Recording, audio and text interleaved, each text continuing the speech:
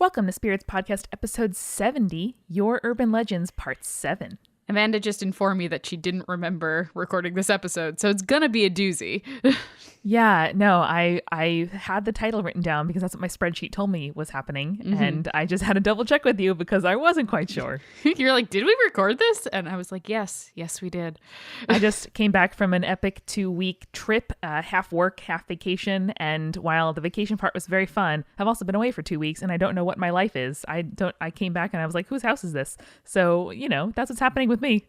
You were gone for 2 weeks, and I didn't know what my life was anymore. Oh, babe, that's so nice of you. I miss you. I missed you too. But you know what kept me company while I was over in Amsterdam and Brussels? Was it our wonderful, wonderful patrons? It was actually our wonderful, wonderful sponsor, Talus Clothing, that makes gorgeous shirts that are inspired by astrology and divination and psychic protection. We're going to tell you all about the shirt that I wore during my little work day in Amsterdam in the mid-roll. But for now, you can go to bit.ly/spiritstalus and use the code SPIRITS at checkout for 15% off your order. And they are worth every penny, these shirts. They are absolutely gorgeous and super comfortable. And we'll tell you all about that later. Also gorgeous, as you said earlier, Jules, our new patrons, Jenna, Joey, and Marina, as well as our supporting producer level patrons, Neil, Philip, Julie, Sarah, Christina, Josh, Eeyore, Maria, Cammie, Lindsay, Ryan, Shelby, Lynn, Mercedes, Phil, Catherine, and Deborah. Yeah, you guys are the best, and I don't remember any of the stories from this episode, so I can't tell you that you're like any of them, but we do know that you're the best. And hanging out with you in your bestitude are our legend level patrons who are going to be getting some physical stuff from us. We're sending it out next week, and we are so stoked this month. I really like the items a lot. So thank you to Sandra, Ashley Marie, Buggy, Leanne, Ashley, Shannon, and Cassie for your support. Y'all are the best. You are the mermaids who survived the winter and are looking forward to spring, because same. Oh, me too. God, I can't wait. And speaking of spring cleaning, it's a good time to make sure that all of the stuff in your house is stuff you really want around. To make sure that all of the things that you're spending money on are stuff that you really do want to be spending money on. And if you want to prioritize supporting creators and supporting the media that you love in this season, it is a really good time to pledge to our Patreon. At patreon.com/spiritspodcast, you can get recipe cards that Julia makes for every single episode. You have 2 custom drinks, an alcoholic one and a non-alcoholic one, as well as our reflections and links and jokes where we write through the episode. We have lots of bullets about just extra stuff for you to enjoy and jokes at each other's expense or about each other's lovely qualities as we listen back to what our buzzed selves had to say during the episode. You could also, if you join our legend level patrons, you can get a gift from us each month. Gifts have included cool recipe books, awesome stuffed animals that reminded us of our cool patrons. Vintage pins from the USSR. So cool. Yeah, those are awesome. I loved those. And we have even more great stuff in store. We could not make the show. We wouldn't be making it weekly without the support of our patrons. And we have some very cool goals coming up, including an actual visit to actual Akron, Ohio, which now that it's becoming not winter, I am feeling less bad about my promise to actually do that. I'm super down to go not in winter to Akron, Ohio. Cleveland has a really cool Irish festival every, I think, early summer that Eric Schneider and friend of the show, Tim Tellup, go to every year. And I think that we would have a lot of fun there. I think that would be super fun. So help us go to Cleveland and to Akron and get spaghetti stuffed and ghosts. Also whiskey drunk. Also ghosts, maybe. Who knows? We're going to Irish jig those ghosts away. Who knows? Oh boy, I'm tired. Okay, well, in the meantime, listeners, I hope you enjoy Spirits Podcast episode 70, Your Urban Legends, part 7.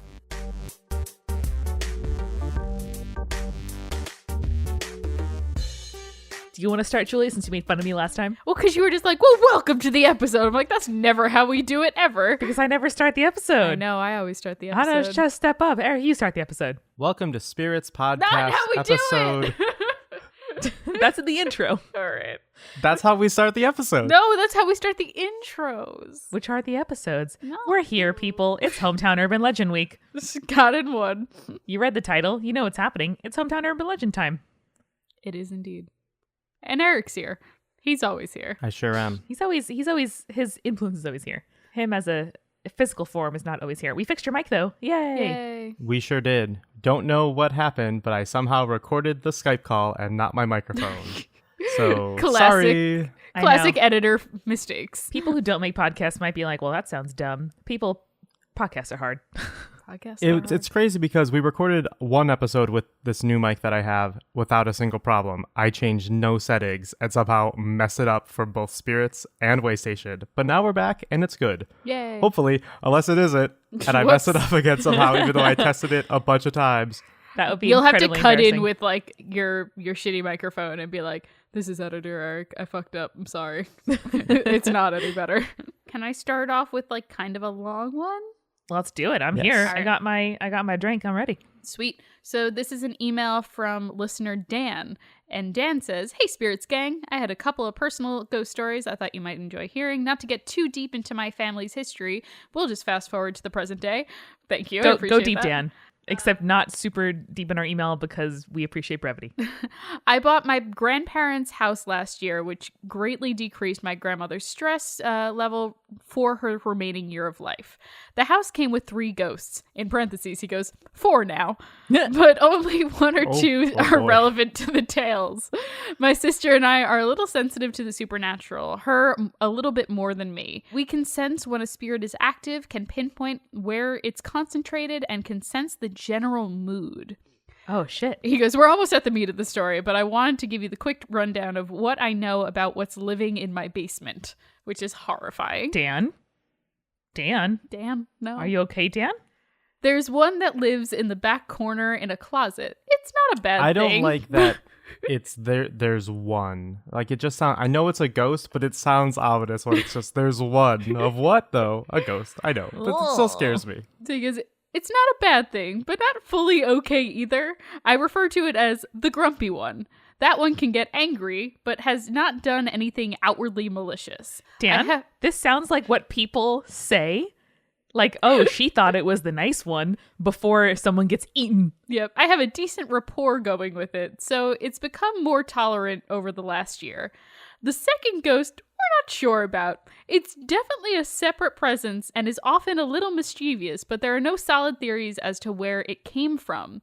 The third one we suspect to be our grandfather, who passed away upstairs in his favorite chair. He might be helping guard us from the grumpy one. The new one we strongly suspect is our grandmother, and if so, her spirit wandered its way into my house from a nursing home in which she passed.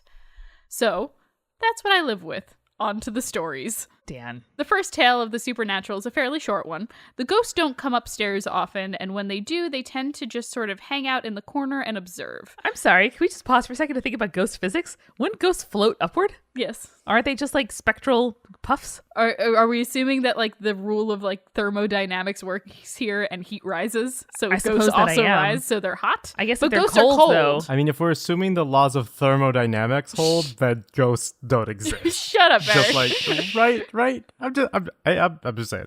So usually this happens, the hanging out in the corner and observing. Usually this happens when I have people over. One night, however, I was by myself and decided to watch Ghostbusters 2.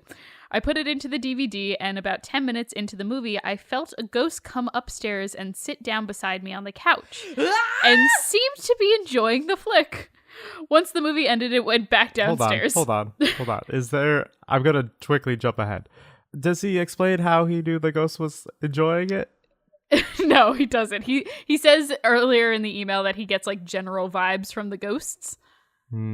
Okay. Okay. Once the movie ended, it went back downstairs. This, of course, prompted me to text my dad to see if my grandfather had liked the first Ghostbusters movie. We're not sure he ever saw it, so there's no resolution to that one. Jesus. The second story I think you'll enjoy, and the main reason I wanted to send it your way. I have a few old school video game consoles hooked up in the basement. Sometimes I even have invisible company while I play them. There was one fateful night when I was playing my NES after dinner. I had my iPad with me, and it was tuned into a YouTube channel that I was following 2 guys talking over bad video game videos. Nice. I had one of their playlists running in the background. At some point, I felt a ghost snap into presence across the room to my left. The spirit felt pretty darn angry, but also did not feel like the grumpy one, so I wasn't sure what was happening. I started talking to it, which usually calms them down, but to no success. I felt it cross the room so that it was right beside me, and goosebumps broke out across my arm, and I had the feeling it was trying to push me from the couch. I had no idea at the time what set it off, but I knew it wanted me out of the basement. I tried reasoning with it, but eventually gave up and went upstairs. A few weeks went by with nothing like that happening. I was still down there gaming or playing pool with videos and music playing, but everything was calm. Until one day when I was again on the couch with my iPad playing videos. It was the same YouTube channel, and even though I was watching a different playlist, it shared a few videos with the ones from weeks prior. Did this ghost not like that YouTube channel? Once again, I felt the ghost angrily arrive to my left. I said hello, but before I could say anything else, I suddenly realized it was the same exact video that had been playing last time this happened. Keeping one eye to where I felt the presence, I tapped the button to skip to the next video. The ghost immediately calmed down, and I instantly gained a lot of respect for it. I'm sure you're wondering what sort of YouTube video could anger a ghost. We were, thank you. Thank you. The video featured, as usual, two people talking over another video. The source of the movie in question was a pretty abysmal Let's Play of a Pokemon game. The guy playing the game seemed to hate everything about it, but his reactions to the battles are what made it stand out. He kept battling the same type Pokemon and would hurl the same insult at their way, which happened to be the F word, often used with a hateful slur towards non-heterosexual people. Yep. The commentators were doing a brilliant job of ripping him apart, and it's oddly entertaining video to watch, but only due to the commentary. So the only conclusion I was able to draw from that is that one of my ghosts has no patience for homophobia. I love it. This is backed up by any time I tell this story in the house and drop the F-bomb, the ghost will poke its head into the room and seem annoyed. After I reassure it that I'm just telling an amazing story and didn't mean anything hateful, it goes back to whatever it's been doing. And that's the end of the email. Now, when the ghost pokes its head into the room, is it like from around the corner or like through a wall? Probably through a wall. Because that's an important Or like detail. snapping into existence. Yeah, which I like that description as snapping into existence. Like all of a sudden it's like, hey, yo, what's up? I'm a ghost. What are you doing? Stop listening to that video. I don't know why that ghost is from Brooklyn. You guys know about the haunted Pokemon game, Pokemon Black, right? No. No? You mean like Missing No or something? No, there's a haunted Pokemon game. Is there? All the music is from Lavender Town and all the Pokemon are ghosts. Oh shit, that's kind of cool. I'm That is into kinda it. cool. We should do an episode. We should do an episode on like creepypasta stories. Yeah, Yes. we really should. We should. That's awesome, though. I thought for sure you were going to say, Julia, that the Pokemon that this player was going up against again and again Was ghost type Pokemon? Yes. That's what I thought too. I know. Like, hey, no violence against ghosts, but also no violence against gay people. So Yeah. thank you. I appreciate both of those things. I love it. Our next email is from Juliana, who writes to us about La Patasola from Colombia. Juliana is a storyteller from Colombia who loves our show. Thank you. Just listen to the Dear Woman episode where we mentioned La Patasola. And Juliana was very excited to hear a mention of Colombian legend in the podcast and wanted to share some more about this story. So some versions say that La Patasola was a beautiful, unfaithful woman, and her husband, in a fit of jealous rage, cut off her leg and set fire to her house. And since then, she wanders the mountains devouring men. Same. However, another, possibly more accurate version is that she was a beautiful woman who, because of poverty, was driven to prostitution, which we spoke about in the episode. When a new priest came to town, he led a witch hunt against her, and the very men that would sleep with her judged her and condemned her to death. Yo, that's fucked up. Which, if there's a better anecdote about heteropatriarchy, show it to me, please. She begged them for mercy, but they cut off her leg as punishment and threw it into a bonfire made of corn husks. Why the leg, though? She crawled off into the forest, bleeding, and then became an espanto, an evil spirit that haunts the living. Hatred boiled in her toward all men, same, especially devout Christians, and she vowed revenge. She will not harm women or animals, but when men go through the mountain, she will lure them deeper, deeper into the forests with cries for help. Hell yeah. Once they're lost and alone in the deepest part of the woods, she pounces on them, drinks their blood, and crunches their bones. So good. Crunch those bones. I like that. La Patasola is the most feared of the Colombian spirits by men because she doesn't just scare you like most others do. She will actually kill you, and she's also indiscriminate in her choice of male Good. victims. She hasn't been sighted in many years, and her story is quickly dying out. But just 1 or 2 generations ago, the campesinos, which are farmers, people from the countryside, would learn a very long and complex prayer to fend her off. But of course, when coming face to face with her, everyone forgets the prayer because you're scared. Yeah. So the next best thing is to yell, "Axe, corn husks, fire," which will make her think that you're going to cut off her other leg, and then you're fine. Axe, corn husks, fire. I don't know if I like that. Like, I mean, I guess self-preservation is key, but like, I don't. That's a bummer. That seems, for like her. you're terrorizing the spirit. That reminds me of the slit-mouthed woman story from Japan, where it's just like she asks you a question, she's like, "Actually, I'm late to meet my I'm fine. husband. Goodbye. I'm sorry. Bye. Do you want some candy? Sorry. Bye." What time is me? What? Hard pass on this haunting, please. Julie, can we have more Japanese urban legends? Yeah, of course. God, I love them. We'll work on it. Anyway, to finish up, so Juliana doesn't know of any versions where La Parasola punishes people for cutting down her trees. That's the Majamante, or Mother of the Mountain, another fierce Colombian spirit who protects the wild places. Hell yeah. In her research into Colombian traditional tales, Juliana also discovered an intriguing trend. As far as she can tell, they're all about fear. And as a storyteller, she writes, "I wonder, were these stories told in order to say the things one could not say? To explain why bodies showed up in the rivers, to tell why fathers went into the mountains and never came back, to fathom why community leaders were found with the flesh stripped from their bones? Because it's no secret," she writes, "that Colombia has been at war pretty much from the beginning. And the mountains and forests are dangerous places because that is where the fugitives are. But you can't say it was them because some of them could be listening.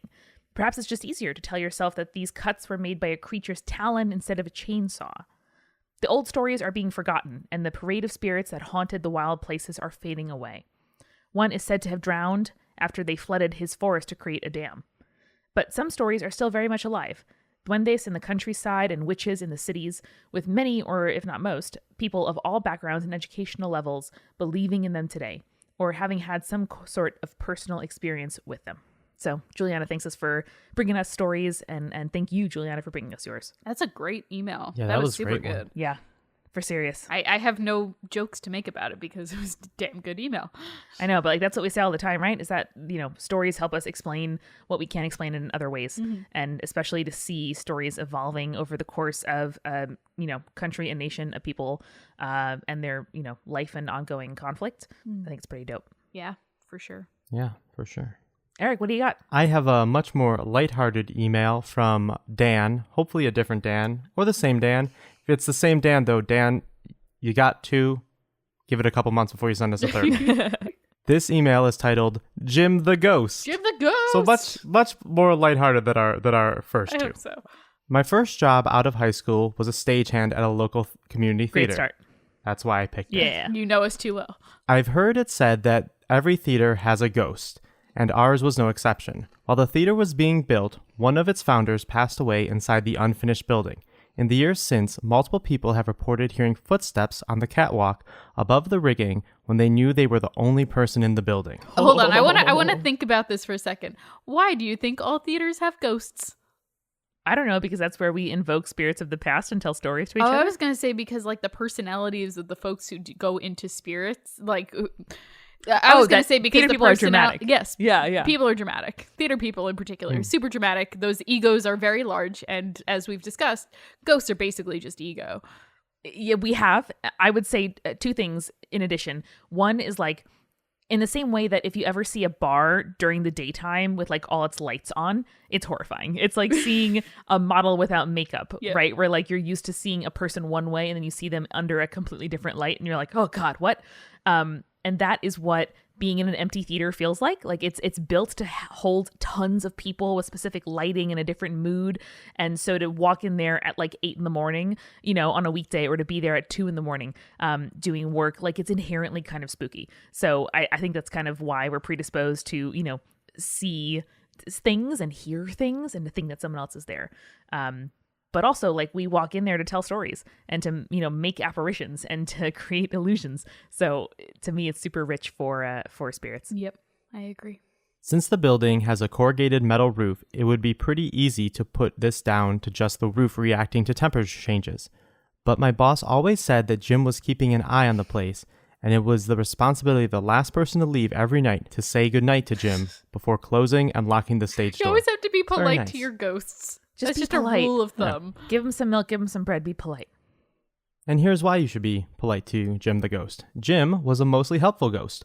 More than one coworker lost a wrench or a stack of gels, only to find it carefully laid on the lip of the stage the following morning. Oh, so sweet. But Jim also has a mischievous Of streak. course.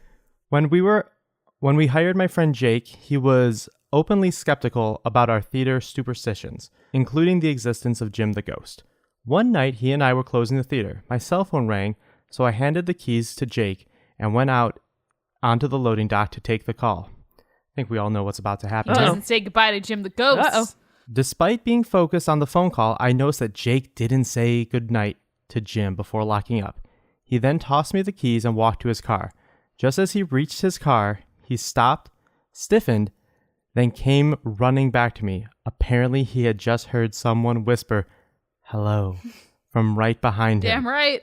Not the most dramatic apparition in the world. I mean, that's unfair. This ghost lives in a theater. He's one of the most dramatic apparitions. One could argue. However, not the most dramatic apparition in the world, but Jake always said goodnight to Jim after that. Jake learned. Love it. Jake learned that shit. Good for Jake. I know. We didn't have a ghost light in our theater in high school. No. Which is like a kind of single light bulb on like a rolling stand that you leave on the stage, both for safety and for ghosts. That's why it's called the ghost light, to keep the spirits at bay. Also, so that the first person to come in during the daytime doesn't trip as she's finding her way to the lights. I always love the image of that. And whenever I see one depicted in a play or on TV, I always get a little feeling in my heart. It's a warming feeling like It that. is. That little light is there to help us all. Do you guys know about the one theater that definitely doesn't have a ghost? No. No. Because it has a phantom Uh, of the opera. Amanda's just staring. She's like, how did Amanda's how did shaking I her get head. here? She's not appreciating the joke. It wasn't good, so I understand. It's fair. At least you owned up to it being At least you're terrible. self-aware. So this is an email from Rachel. And Rachel says, I'm a newish listener and I love your show. I learned so much already and I'm excited to dive into your back catalog for more. Thank you, Rachel. We appreciate it. So she says, my family have a lot of lore and ghost stories about loved ones who have passed away, but I'll share one that actually happened to me. My parents and I moved to Bethlehem, Pennsylvania in 1987, and my grandfather built a tree house for me in the backyard there. Basically just a platform enclosed on 3 sides with a ladder and the 4th side open, about 6 or 7 feet in the air. My grandfather passed away the following year when I was 6. Some months after he died, I was up in the treehouse and was startled by a beetle flying at me, which, same, been there before. She goes, I remember jerking away from it, stepping backwards off the ledge where the ladder was, and understanding I was going to fall. I also remember standing in the grass at the bottom of the ladder with my mother, but I don't remember anything in between. As my mother tells it, she was looking out the kitchen window when I started to fall, then lost sight of me as she was running through the house to the yard. When she got there, she found me standing calmly and unhurt at the bottom of the ladder. When she asked me what happened, I told her, it's okay. Grandpa saved me. Thanks for your fantastic podcast, Rachel. That's pretty good. That's a pretty good one. That's pretty good. I'm into it. Oh, man. I always like that, the helpful I ghost. like Just that kind too. of like, Me too. you're fine. You're good Yeah, now. your grandpa's not going to let you get hurt.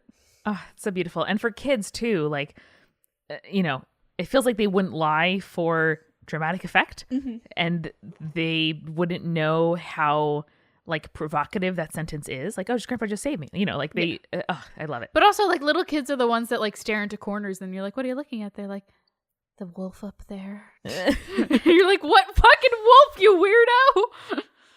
My entire office is women, and a lot of them have recently had children, and a lot of their children are just getting to that age where they can like talk and like point to something. No. And I was like, see, that's the number one birth control as far as I'm concerned. Just like a story about a creepy Yep, same. kid.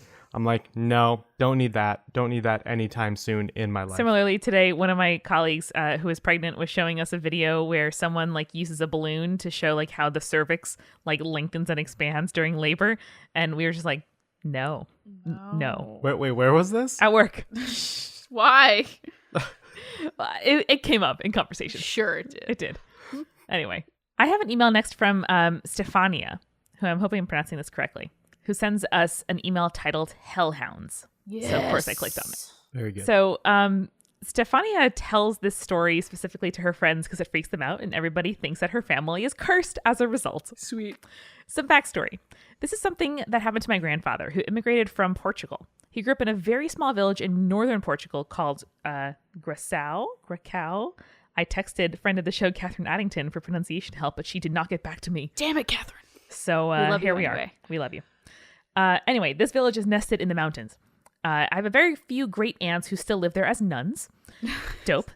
That awesome. area is separated by a pretty wide river that's rough to cross, so not a lot of people ventured over there because of how many boats capsized. There is a bridge built across, and it's still believed to be haunted by poltergeists and demons, since there's a road that, quote, drains electricity.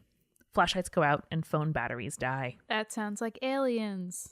Back in my grandfather's day, the village had no electricity because everybody believed it was witchcraft. Sure.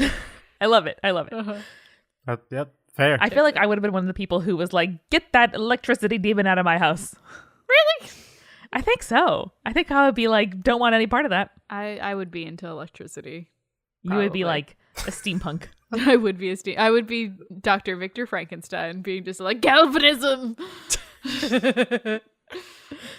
But that makes sense because there was an actual witch in this village, and she terrified Stefania's grandfather. The houses were small and cramped together, and the roads were dirt paths. At the time, there were only a few families that occupied the village, so everybody knew everybody else. And one of my great aunts was already a nun at this time, taking care of the small chapel in the village. At the outskirts of the village, there were some old ruins that people didn't approach because of all the stories of it being haunted. So now to the legend. The stories behind the ruins were that it was some sort of castle that belonged to a vampire or a demon. It kind of flip-flops between which one it was. Sure. After the owner's death, it was protected by, quote, hellhounds. Gracau is right next to an area called Vilar de Lobos, Village of Wolves, which was known for wild dogs and Iberian wolves that would attack cattle and sheep, so they would be seen at night in Gracau. The hellhounds should be known as heck puppers. All right, I'll get behind it. I do like Heck that. puppers. That is very cute. Someone Get draw behind me. Like a little tiny, like Pomeranian, but like it's on fire. Please, someone But draw. in a cute Please, way. someone draw me that heck pupper. Okay, ready? Hashtag heck pupper. There it is. Yep. Send us your version of a heck pupper. I need to know. I need it. I need it. It's PUPPER. Heck pupper. P-U-P-P-E-R. Yep. Heck Love it. Pupper. We're social media stars. Anyway, back to... Even if you just have Microsoft Paint, as many as you can get to us, we'll take. Oh yeah, all of yeah. them. Like margin notes in your like work or school books, please. Anything. Love it. Draw it on your friend's jeans with a Sharpie. Remember people did that in middle school? Yeah, what the fuck is wrong with people? I don't know. People's parents must have hated that. Yeah. Back to Stefania's grandfather. So when he was about 8 years old, his neighbors for around a week kept complaining of hearing something on their rooftop. At first they thought they were rats, but after investigating, there was nothing there. No Bad signs of choice. rats at all. Bad choices. Then one day while they were sleeping, there was a loud thud, thud, thud. Never sleep when there's hellhounds. Heck puppers. There was a loud thud, thud, thud in the chimney that woke them all up. In the fireplace, It's Santa. I was going to say, it's raccoons. not Santa, it's a hellhound. In the fireplace, a burning hot rock rolled out. What the fuck? They just ignored it. No! Why would you Not the right do reaction. that? Not the right reaction at all. It happened. Oh my God. Now I want a drawing of a heck pupper like cuddled up next to a coal, you know, just like keeping so warm. wrong. Oh my God. So, Yeah, as like their chew toy. yeah. Oh, shit. That's so cute. Anyway, this thud, thud, thud and the burning hot rock happened again the next night and the next night. So these people went across the street to Stefania's grandfather's house and explained that they believed there was a poltergeist inside their house. One of the sons of that neighbor family, who was a bit older than my grandfather, shared the bed with him. In the middle of the night, my grandfather felt something get on the bed. When he was trying to get up to see what it was, the other boy grabbed him and told him not to move. They both went very still. as whatever was on the bed moved closer, and the way it moved made it feel like a dog or a cat had gotten on the bed. A few seconds later, it moved and seemed to get off the bed, but they didn't hear anything hit the floor. Then it was gone. That morning, the boy didn't mention anything to my grandfather, but other people in the house had experienced something weird during the night, so they decided to sleep in the living room. So the next night, when everybody slept by the fireplace, there was a thud, thud, thud, and a hot rock rolled out. Everybody woke up to the sound, and my grandfather's father reached out to grab it, but burned his hand. Burning hot rock. It's a hot rock. Well, not an illusion. Makes sense. Not an illusion. Then another rock rolled down the chimney, and another one, all burning hot. They all heard something like quick footsteps on top of the roof, and so they all ran outside to see what the heck is happening. God damn it, y'all are bad at this. My grandfather says that when they looked up, there was nothing on the roof. But on top of the hill just behind the house, staring at them, was a black wolf with red eyes. The heck, Pupper. They all immediately ran to the chapel and slept there. Smart idea. Smart move. In the morning... Best decision so far. In the morning, they had the priest go and bless both their houses, and the other family went to get some sort of charm with the village witch to ward evil from their house. My grandfather's family didn't trust the witch, so they never went to her to seek counsel. After the blessings, the hot rocks in the chimneys never happened again. There are other ghost and demon stories that my grandfather experienced growing up before immigrating to America when he was 17. And Stefani's great aunts, who are nuns, experienced strange things as well while working in the chapel. Her dad and aunt even experienced weird things when he went to visit the village in Portugal the couple of times that he went when he was little. Oh. And Stefani says, "Hope you enjoyed this tale." Well, it sounds like your family is fundamentally cursed, and I love it, and I want to hear about every single weird thing that's happened to you, please. Bad choices please. altogether. I like their just determination to like be like this too will pass. This must be fine. Heck pupper. Love it. Heck pupper. So, Julia, like I said in the intro, I spent the last couple of weeks traveling. Yes, you did. I went to Brussels and Amsterdam. First, it was for a vacation, and then also for a work trip. And when I'm away from home, I do like to bring little slices of home with me. I brought my Ploey. I brought my tiny pillow. Of course you did. I brought my own shampoo so that I smell like home. And I also brought a shirt from Talus, which is our sponsor this week. And Talus introduces clothing for psychic protection. So it's run by this dope designer based in Los Angeles. And every garment is like a beautiful cotton shirt. There's short sleeve, there's long sleeve, there's like colors, there's neutrals, black and white, and like this cool blue color. But everything that they have on it is for like psychic protection and divination and tarot, stuff that just makes you feel a little bit more like protected. And frankly, it doesn't matter to me whether or not those effects are like quote unquote true, but having a thing that makes me feel a little bit stronger, whether it's like a saint medal or a shirt with a very cool diagram of Jupiter on it, or just like my favorite hairband, it's a little something to help me get through what could otherwise be a stressful time. Yeah, it's always nice to feel like you have someone watching over you, whether it's Saint Anthony or if it's like the goddess of the moon or Mercury like you have. Like,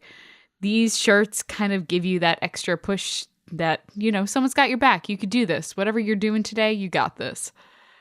Yeah, I really, really enjoy it. And I love that we match a little bit, even though our shirts are different colors. Mm-hmm. And as always, there's like a historical, bend to the things that we love. And in this case, the designer behind Talus took actual notes and handwriting samples from a spirit medium from the 1800s.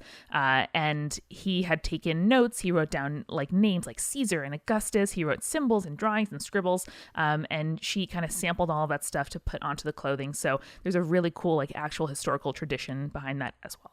Yeah, and if you actually go to our Instagram today, I'll be posting a picture of my shirt, which is really cool because it's a long sleeve shirt, and there's these beautiful symbols, which are ancient Greek, Latin, and Hebrew talismans for protection, luck, and good memory. And it's super, super cool. It's like one of my favorite things. I like don't want to wear it to the gym because I know I'll like ruin it, but I love wearing it, and it makes me feel powerful and like safe, and I love it so much.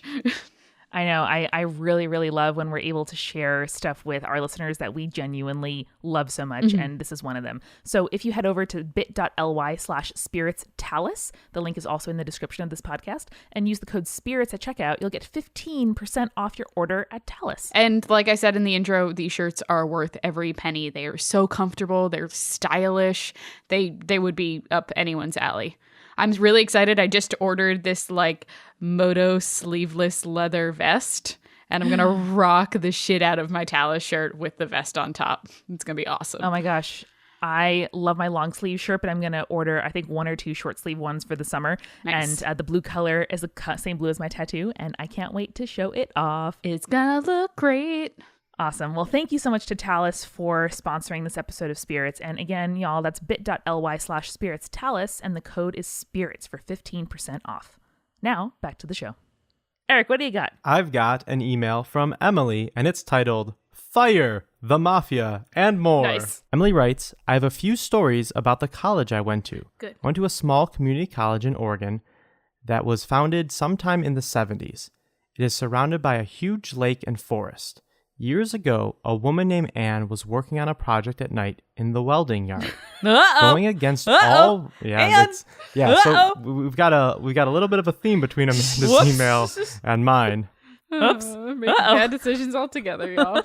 Just stop. Going against all the rules, she was not wearing any protective clothes and was alone. They said God burn damn your it. bras, not your leather welding aprons. Come on. Her clothes caught fire, and she ran inside the art room searching for help. She burned to death. Yep. Very like, hey, There it is. It's not wrong. Now, at times, the art room will become unexplainably hot, and a woman's voice can be heard. I spent a night with a ghost hunting group in the room one time. A man that was with us pulled out a lighter, letting it burn in front of him. Why? No. Why would you do that? No. Be like, haha, ghost, look, fire. But you deserve everything that happens If to you. he doesn't after burn that to point. death, I'll be very disappointed. I mean, to be fair, in our first myth, the whole way to get rid of the ghost was to mock the way the ghost was killed. So, like, this tracks in terms of ghost prevention, Okay, possibly. That's fair. All right. Someone blew it out in front of my eyes, not just extinguished naturally, though no one was around and there was no breeze. So that's story 1. Okay. Ooh, fairly creepy. Also, the lake near us has been cause for the death of multiple people, including a small child. When the mafia was active in the town in the 70s, I like the idea of the Oregon mafia. I love it so much.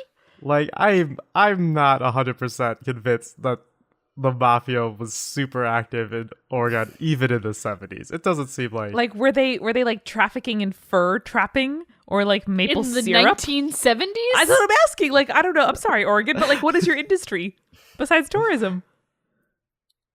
Is that Water? their industry? Vampires? Mills, logging. I'm trying to think of like rustic things. I'm picturing all the mafia men with like plaid ties at their grandma's houses, like stregonona eating pasta. I do like that. It's very Thank good. you. When the mafia was active in the town in the 70s, it is said that they would take people to the woods near the lake, kill them, and dump them in the water. That's what the mafia does. Classic. Needless to say, the woods are very spooky at night. My friends and I walked the lake path many times in the dead of night. I mean, you're just asking for trouble. Listen, doing that. not a good Don't- plan. You know what you did. Emily, Emily, your life is valued. just do it at dusk. Why the dead of night? do it early morning. You can get a bit of spooky feel at dusk. An early or dawn morning even. woods walk with your Oregon friends and your Oregon dogs and your Oregon coffee, just with like the light only increasing as you go. That would be great. That's the way to do it, not the dead of night. Extra footsteps, strange noises, and even laughter could be heard. If you watch the woods across the lake at night from the dorms, you could see shadows darting through the trees. Security guards I knew very well would tell me of voices, footsteps, and doors closing when they were alone, walking the grounds of the buildings. Other students have many stories about strange events in their dorms as well. While a small place, it has many tragic stories and a very strange amount of unexplainable happenings. Ooh. That it does. I like the idea of security guards on their coffee break, just like comparing shit. stories with each other. Yeah. Or comparing like, oh man, I freaking, that kid with like the like plaid that comes in every morning and like looks asleep. Oh my God, I scared him so much. Can I share one more? Sure. All right. My hometown urban legend, satanic cults, chemical weapons, cannibalism, and World War II. Will, you overachiever. Just Too much. Too many beating things. it down. Come on. I know. I thought Mafia and Fire were great, but Bring it let's on. see what Will has to offer. All right. So Will says, I live in Anniston, Alabama. It's a pretty small city with a decent-sized economy, but back in the day, Anniston was bustling. Fort McClellan was a very large U.S. Army installation. It trained about 500,000 troops during World War II. The fort, as locals call it, was a major boon for our local economy in nearly 80 years. However, it has a very dark past. A little under 3,000 POWs were held at Fort McClellan, and it is the final resting place of 26 German and 3 Italian prisoners who died in captivity. Oof. Allegedly, if you are out on the fort in the early morning, you can hear them screaming in pain. Ugh. In the So what we said last email about early morning being a better time, Apparently not. maybe not always Apparently the right Maybe advice. it's high Maybe noon not always on right the advice. summer solstice. Maybe that's the only time you're allowed to walk through any creepy grounds. That feels like the Fae summer court is going to God damn it. steal me away. All right. In the 1950s, Fort McClellan became the training center for the Chemical Corps. These men were well versed in the use and destruction of deadly chemical weapons. In secret, the government tested chemical weapons decontamination methods on soldiers using deadly nerve agents and mustard gas.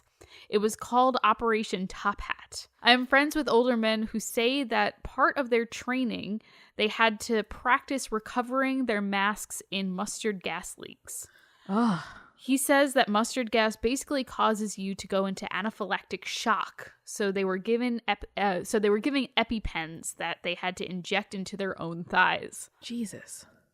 As the years went on, Fort McClellan fell out of use and much of it was abandoned. The incineration of chemical weapons was carried out on the fort, and I remember a special device being installed at my elementary school in case of a chemical leak at the incinerator.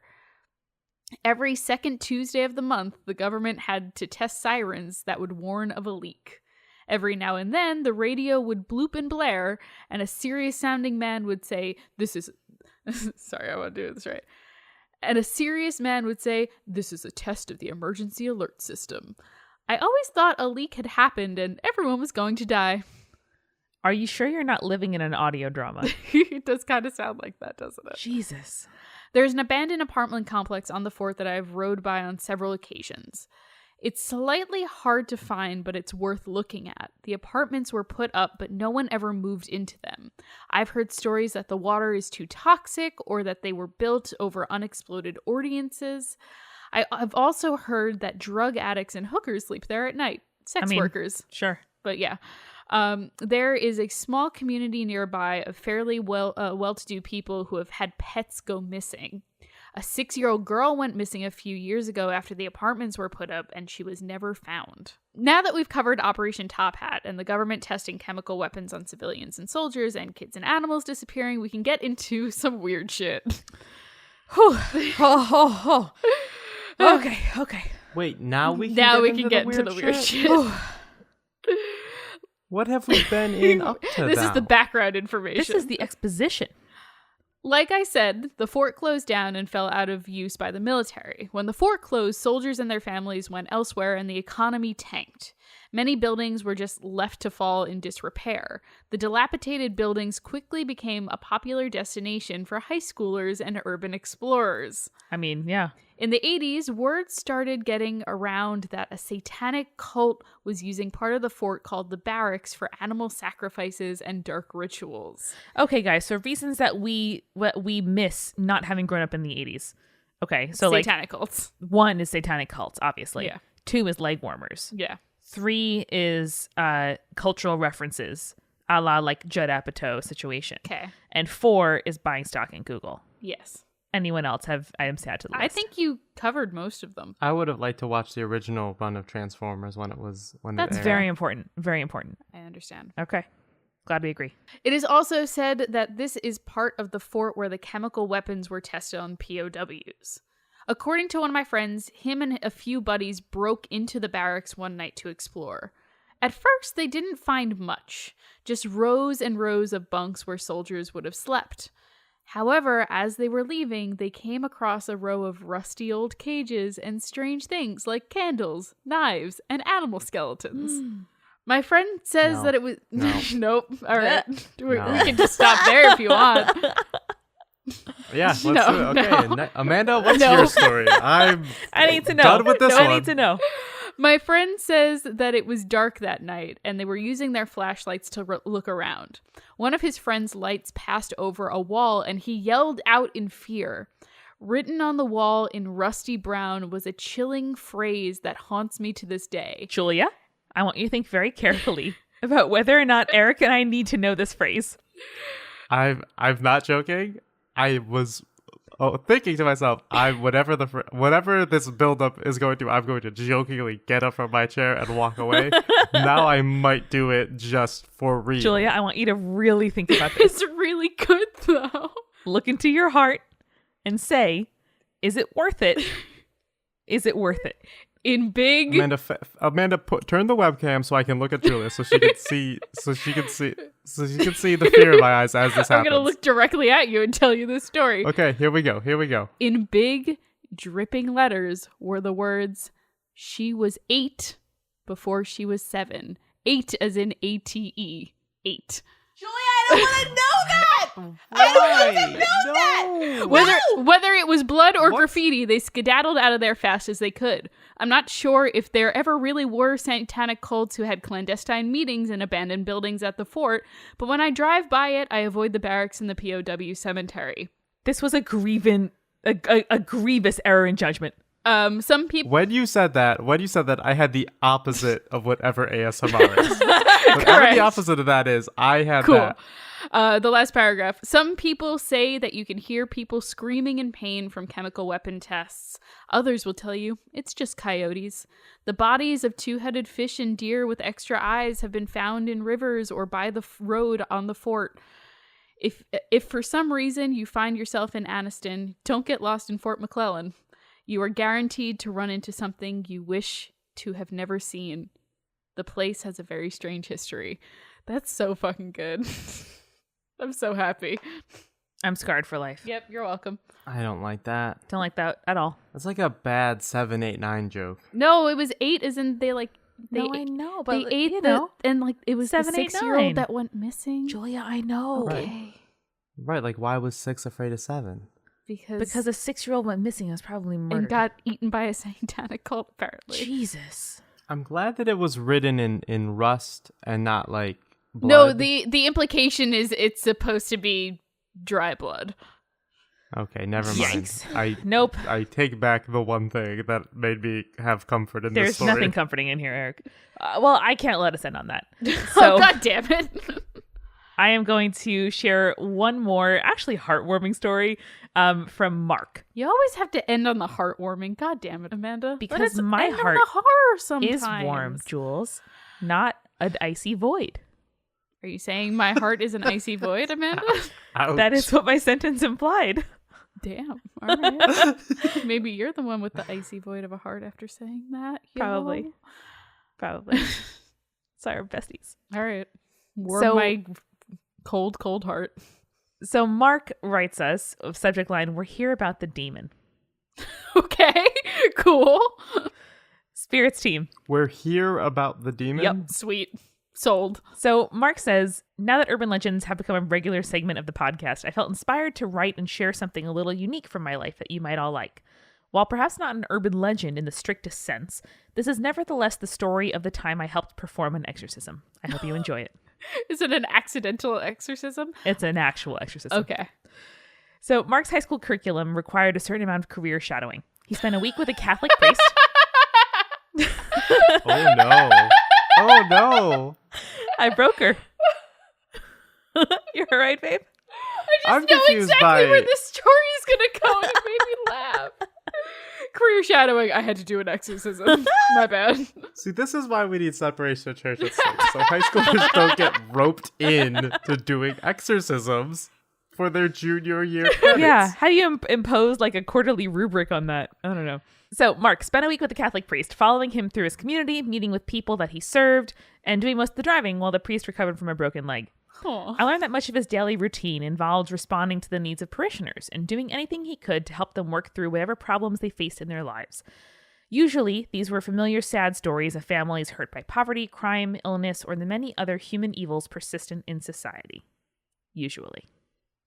On the morning of the third day, which sounds like a fucking biblical verse, Mark. It does. Thanks for that. It really does. On the third day. I mean, he learned something from this career He shadow. did. And it's an effective, method of speech. Excellent Yeah. prose. So on the morning of the third day, we set out to pay a visit to one of his parishioners. Was the third day like fish creatures? Water creatures? What was the third day? No, in I'm Genesis? thinking on the third day he rose again. Oh, for shit. Jesus. Yeah. No, that's right. For the Jesus. Yeah, when the fish creature rose The again. fish creature rose Listen, again. Eric, that was a 2018 Best Picture winner. That is true. Oh, I yeah. can't mock it. Well, I liked in one of our episodes that came out the week after the Oscars did, we mentioned like, oh, what was that movie called with the fish man? And I'm like, the shape of water? You're like, yeah, that one. We predicted it. Yeah. So, Mark and the priest, out to pay a visit to one of his parishioners. Of course. He told me that they were having some problems, but we should be able to get it sorted out fairly quickly without much trouble. Julia's shaking her head and No, you won't. And you groaning. won't do it. When we arrived at the house, he went around to the trunk and pulled out various pieces of equipment and handed them to me. It was only then that he told me what we had come here to do. The father of the family answered the priest's knock with a somewhat perplexed look on his face, as if he had no idea why a priest would be knocking on his door. We're here about the demon, the priest offered. At these words, the man lit up with recognition and ushered us inside. Oh no. I had somewhat expected that under the circumstances, a person wouldn't need to be reminded that the infernal presence plaguing their home. Yeah, you would think. But this was my first haunting, and I wanted to impress. Oh, Mark, I bet you're an overachiever. Mark, you seem nice. Yeah, I like him. Between loud outbursts of prayer, the father explained the nature of their haunting. He told the priest that he had been seeing strangely demonic shadows dance across the walls at night. And the mother added that she could very strongly sense some kind of infernal presence that made her feel unsafe in her home.